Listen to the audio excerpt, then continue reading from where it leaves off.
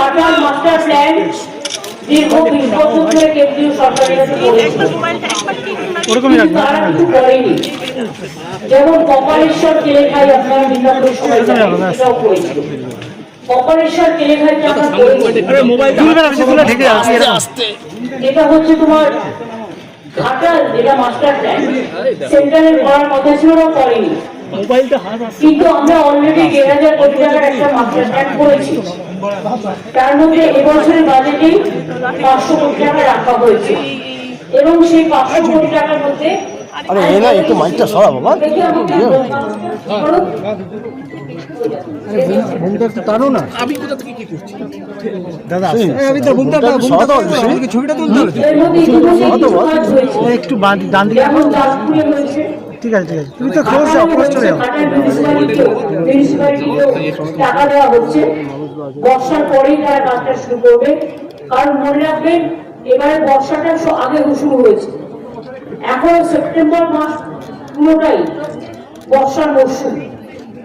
আর এখন তো চারিদিকে বর্ষা এত বেশি হচ্ছে, একদিকে ডিবিসি ছাড়া জল, অন্যদিকে মাইথন পাঞ্চের এবারে তো 11 গুণ বেশি জল ছেড়েছে, আর কথাও শোনে না। ঘাটাল মাস্টার প্ল্যানের নিয়মিত তদারকি করবার জন্য ইরিগেশন মিনিস্টার, ঘাটালের এমপি এমএলএ, পশ্চিম মেদিনীপুরের ডিএমএসপিদের নিয়ে জেলা পর্যায়ে একটা মনিটরিং কমিটি তৈরি করা হয়েছে। ব্লক লেভেলেও জনপ্রতিনিধি ও অন্যান্যদের নিয়ে 6টা কমিটি তৈরি করা হয়েছে। এবং ঘাটাল পৌরসভায় 10 কোটিরও বেশি টাকা ব্যয়ে 5টা স্কুইসের নির্মাণের কাজ 90% সম্পূর্ণ হয়েছে। মানে ওই 500 কোটি টাকা এবারে বাজেটে রেখেছি, কাজটা শুরু হয়েছে। মোট কমপ্লিট হতে 2 বছর লাগবে, তার মধ্যে 6 মাস হয়ে গেল।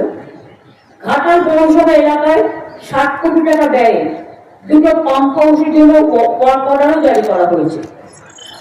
বর্ষার পরে কাজ শুরু হবে। 19 কিলোমিটার দীর্ঘ পলাশপাই খাল খননের কাজ এবছর মে মাসে শেষ হয়েছে।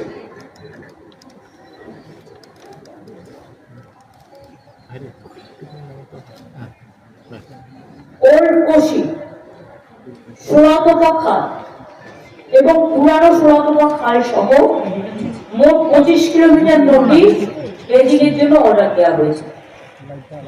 অন্যান্য নদী ও ড্রেজিং ও টেন্ডার প্রক্রিয়া সম্পূর্ণ হয়েছে, চূড়ান্ত পর্যায়ে। ঘাটাল পুরসভা এলাকায় শিলাবতী নদীর বাম পাড়ে 3.5 কিলোমিটার দীর্ঘ গার্ডওয়াল নির্মাণের জন্য যে জমির পরিমাণ, সেখানে যতটা জমি কমানো যায় আমরা দেখবো, আর চেষ্টা করবো যে মানুষকে উচ্ছেদ না করে যদি কোন রকম অ্যাভয়েড করে অল্টারনেটিভ কোনো রুট বাঁচা যায়, সেই জন্য স্যাম্পল সার্ভে শুরু হয়েছে।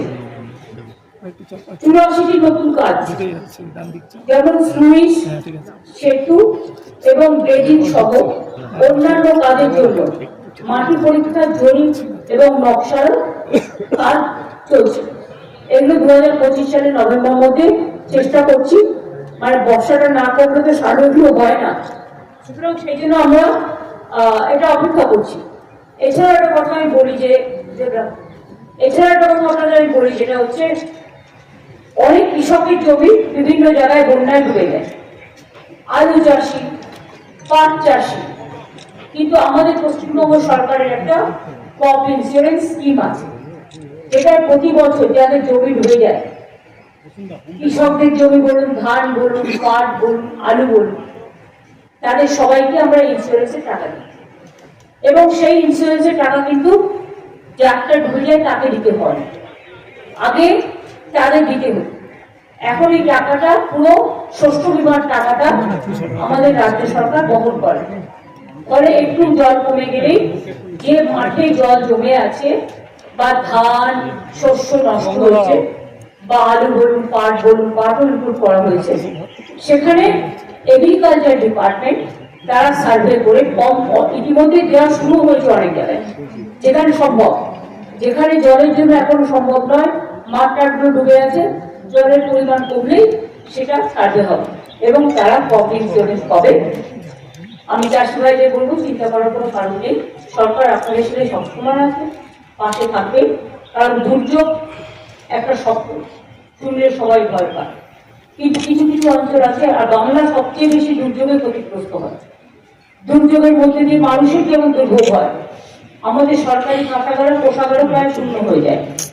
আগে ফ্লাড অ্যাফেক্টেড এরিয়ায় কেন্দ্রীয় সরকার টাকা দিত, গঙ্গা অ্যাকশন প্ল্যানে টাকা দিত, গঙ্গার ভাঙন রোধে, নদী ভাঙন রোধে।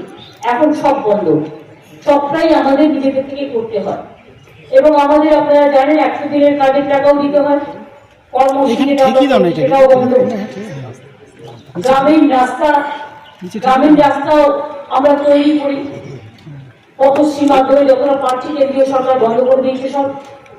এছাড়াও বাড়ি আমরা আগে করেছি, বাংলার বাড়ি যেটা গ্রামীণ আবাস যোজনা হতো 45 লক্ষ মতো, আর এবছর 12 লক্ষ করা হয়েছে মাটির বাড়ি, পাকা বাড়ি পাওয়ার জন্য টাকা দেওয়া হয়েছে।